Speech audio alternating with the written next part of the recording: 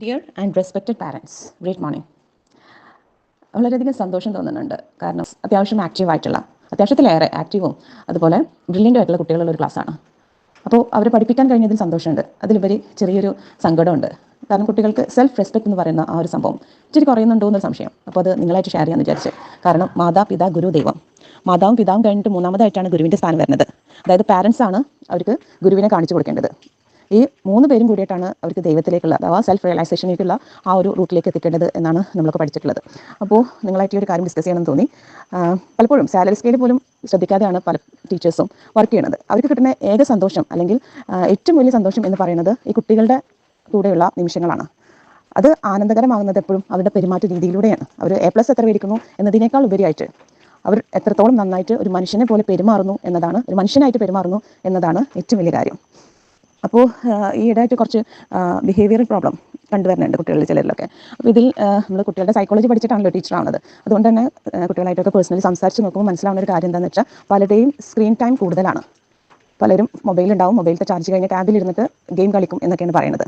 അപ്പോൾ ഇവർക്ക് മനുഷ്യന്മാരായിട്ടുള്ള അടുപ്പത്തേക്കാൾ കൂടുതൽ ഉപകരണങ്ങളായിട്ടുള്ള മെഷീൻസിനായിട്ടുള്ള അടുപ്പമാണ് കൂടുതലായിട്ട് വരുന്നത്. മനുഷ്യനുണ്ടാക്കിയത് തന്നെയാണ് ഈ ഒരു സംഭവമെങ്കിലും മനുഷ്യർക്ക് പലതരത്തിൽ ഉപദ്രവമാവാനുള്ള ഒരു സാധനം കൂടിയാണ് ഈ മൊബൈൽ എന്ന് പറയുന്നത്. അപ്പോൾ ഇന്ന് പല കുട്ടികൾക്കും സ്വന്തമായിട്ട് മൊബൈൽ ഫോണുണ്ട്. 4 5 പഠിക്കുമ്പോഴത്തേനും സ്വന്തമായിട്ട് മൊബൈൽ ഫോണുണ്ട്. അത് അവരുടെ പ്രോപ്പർട്ടിയാണ്. അതിൻ്റെ പാസ്വേഡ് പോലും പലപ്പോഴും അവർക്ക് മാത്രമേ അറിയാറുള്ളൂ. അപ്പോൾ ഈ ഒരു പ്രോപ്പർട്ടി ദയവായി അത് കുട്ടികൾക്ക് കൊടുക്കാതിരിക്കുക.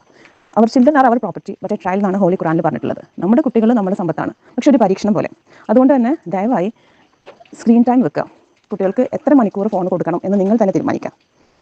ആ ഫോണിൽ അവരെന്താ കളിക്കുന്നത്, എന്ത് ഗെയിമാണ് ഡൗൺലോഡ് ചെയ്ത് കളിക്കുന്നത് എന്നതിനെ കുറിച്ചിട്ട് ഒരു ധാരണ ഉണ്ടായിരിക്കാം. ഈ ആളെ കൊല്ലുന്ന ഒരുമാതിരി ഗെയിംസൊക്കെ ഉണ്ട്, അതൊന്നും ദയവായി ചെറിയ മക്കൾക്ക് കളിക്കാൻ കൊടുക്കാതിരിക്കാം. ഫ്രീ ഫയർ പോലത്തെ ഗെയിംസിന് അതിൻ്റെ ടേംസ് ആൻഡ് കണ്ടീഷൻ വായിച്ചാൽ നമുക്ക് മനസ്സിലാവും. അതിന് 15 വയസ്സാണ് കണക്ക്. 15 വയസ്സിൻ്റെ മുകളിലുള്ള മക്കൾക്കാണ് അത് കളിക്കാൻ പാടുള്ളൂ. പക്ഷെ ഇന്നിപ്പോൾ കുഞ്ഞു കുട്ടികളടക്കം അതിന് അഡിക്റ്റാണ്. അപ്പോൾ അവരാകെ കൂടിയിട്ട് ഈ ഫോണില്ലാതെ ഇരിക്കുന്നത് ചിലരെങ്കിലും ഈ സ്കൂളിൽ വരുന്ന ടൈമിലാണ്. അപ്പോൾ ആ ഒരു അവസ്ഥയിൽ നിന്ന് മാറണം. അപ്പോൾ ഇവർ ഡിസ്റ്റർബ്ഡ് ആയിരിക്കും. അപ്പോൾ അവർ മറ്റു കുട്ടികളും കൂടിയും ഡിസ്റ്റർബ് ചെയ്യും. അപ്പോൾ മൊത്തത്തിൽ ക്ലാസ് ഡിസ്റ്റർബ് ആവും. വരുന്ന ടീച്ചർ എന്ന് പറഞ്ഞാൽ ഇവർ കാണുന്ന സൂപ്പർ ഹീറോസ് ഒന്നല്ല, സാധാരണ മനുഷ്യന്മാരാണ്. അപ്പോൾ ഈ ടീച്ചേഴ്സ് അവർക്ക് വലിയ എന്താ പറയുക, പഞ്ചായിട്ട് തോന്നില്ല. ആ ഒരു പ്രോബ്ലം വരുന്നുണ്ട്. അവർക്ക് മാജിക്കൽ പവർ ഇല്ല. അവർക്ക് ഈ നാവുകൊണ്ടുള്ള അല്ലെങ്കിൽ സ്നേഹത്തിൻ്റെ ഭാഷയൊക്കെ മാത്രമേ ഉള്ളൂ. അപ്പോൾ അതൊരു പ്രോബ്ലമായിട്ട് തോന്നുന്നുണ്ട്. പിന്നെ രണ്ടാമത് പറയുന്നത്, പലരും കുട്ടികൾ മാത്രമായിട്ടാണ് കാണുന്നത്. കുട്ടികളിൽ വ്യക്തികളെ കാണാൻ ശ്രമിക്കുക. കാരണം എന്താണെന്ന് വെച്ചാൽ ഈ കുട്ടികൾ തന്നെയാണ് നാളെ സമൂഹത്തിൽ ജീവിക്കുന്ന വലിയ ആളുകളായി മാറുന്നത്. അപ്പോൾ ചൊട്ടയിലെ ശീലം ചുടല വരെ എന്ന് പറഞ്ഞ പോലെ കുട്ടികളുടെ എല്ലാ നീഡ്സും സാറ്റിസ്ഫൈ ചെയ്യാതിരിക്കുക. അതായത് ഒരു 100% ഒരാൾക്ക് നീഡ്സ് ഉണ്ടെങ്കിൽ അതിലൊരു 70% സാറ്റിസ്ഫൈ ചെയ്താൽ മതി. ഒരു 30% അതിൽ കൂടുതലോ സാറ്റിസ്ഫൈ ചെയ്യാതെ കിടക്കുമ്പോഴാണ് നമ്മൾ എന്ത് ചെയ്യാം, അതിനുവേണ്ടി സ്ട്രഗിൾ ചെയ്യുള്ളൂ. അപ്പോഴാണ് നമുക്ക് ബുദ്ധിമുട്ട് എന്താണെന്ന് മനസ്സിലാവുള്ളൂ. ആ ബുദ്ധിമുട്ടുകൾ അറിയുന്ന ഒരാൾ ഒരിക്കലും മറ്റൊരാൾ ബുദ്ധിമുട്ടിക്കില്ല. അവരവരുടെ കാര്യങ്ങളും നോക്കി നേരായ വഴിയിലൂടെ അങ്ങനെ കൊണ്ട് പോയിക്കോളും. അച്ചീവ് ചെയ്യാനുള്ള മാക്സിമം അച്ചീവ് ചെയ്തുകൊണ്ട് തന്നെ. പിന്നെ കോൺഷറിങ് എന്ന് പറഞ്ഞാൽ മന്ത്രവാദം അങ്ങനെയൊക്കെയാണ് മീനിങ് തന്നെ വരുന്നത്. അപ്പോൾ ഈ ഒരു സംഭവങ്ങളൊക്കെ വാച്ച് ചെയ്യുന്ന മക്കളാണെങ്കിൽ അതിൻ്റെ മേക്കിംഗ് സീനും കൂടിയും ഒന്ന് കാണിച്ചു കൊടുക്കുക. അതെങ്ങനെയാണ് ഷൂട്ട് ചെയ്യുന്നത് എന്നുള്ളതൊക്കെ നമുക്ക് യൂട്യൂബിൽ നോക്കിയാൽ കിട്ടും. ഓൾമോസ്റ്റ് എല്ലാ ഫിലിംസിലും കിട്ടാറുണ്ട്.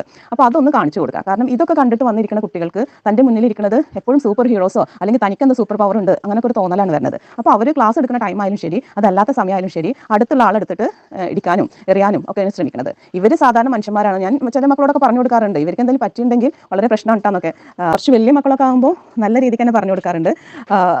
ഓപ്പണായിട്ട് തന്നെ പറയാറുണ്ട്, നിങ്ങൾ എന്ത് ഭാഷ സംസാരിക്കുന്നു എന്നതിനേക്കാൾ ഉപരിയായിട്ട് നിങ്ങൾ എങ്ങനെ പെരുമാറണം, എങ്ങനെയാണ് ഒരു വ്യക്തിയായിട്ട് സമൂഹത്തിൽ ജീവിക്കുന്നത് എന്നത് വളരെ ഇമ്പോർട്ടൻ്റ് ആയിട്ടുള്ള ഒരു കാര്യമാണ്. പക്ഷേ കുഞ്ഞുകുട്ടികളാവുന്നതുകൊണ്ട് തന്നെ നമുക്ക് അത്തരത്തിൽ വലിയ രീതിക്കൊന്നും പറയാൻ പറ്റില്ല. പക്ഷേ ചെറിയ ചെറിയ ട്രെയിനിങ്സ് ഒക്കെ കൊടുക്കാൻ പറ്റും. അവരെ കൊണ്ട് തന്നെ ഇപ്പോൾ തന്നെ അവരുടെ കാര്യങ്ങൾ, അവരുടെ അതോറിറ്റി അവർക്ക് കൊടുക്കാം. അവരുടേതായിട്ടുള്ള കാര്യങ്ങൾ ടൈം ടേബിൾ വെക്കുക, അവരുടെ ഡ്രസ്സ് അയൺ ചെയ്യുക, നമ്മുടെ മേൽനോട്ടത്തിൽ അങ്ങനെ കുഞ്ഞു കുഞ്ഞു കാര്യങ്ങളൊക്കെ ചെയ്ത് അവരെ ഒരു വ്യക്തിയാണെന്നുള്ള ബോധം അവർക്ക് അവരിൽ വളർത്തിയെടുക്കാൻ നമുക്ക് പറ്റും. അപ്പോൾ ഞാനൊരു പെർഫെക്റ്റ് പാരൻ്റ് അല്ല, ഇത്രയും പറയേണ്ട കാര്യമൊന്നുമില്ല. എൻ്റെ അടുത്തും ഒരുപാട് മിസ്റ്റേക്സ് വരാറുണ്ട്. ആ മിസ്റ്റേക്സിൽ നിന്ന് കുറേ കാര്യങ്ങൾ ഞാൻ പഠിക്കാറുണ്ട്. അപ്പോൾ കുറച്ച് ദിവസമൊക്കെ മൊബൈൽ ഫോണിൽ ലോക്ക് ഇല്ലാതെ ഞാനൊന്ന് നോക്കി. അപ്പോൾ എനിക്ക് മനസ്സിലാവേണ്ട അഡിക്ഷൻ എത്രത്തോളം കൂടുതലാണ് എന്നത്. എന്നാലും നമുക്ക് നമ്മുടെ കുട്ടികളുടെ കയ്യിൽ നിന്ന് മൊബൈൽ ഫോൺ മേടിച്ചേക്കാൻ പറ്റണം.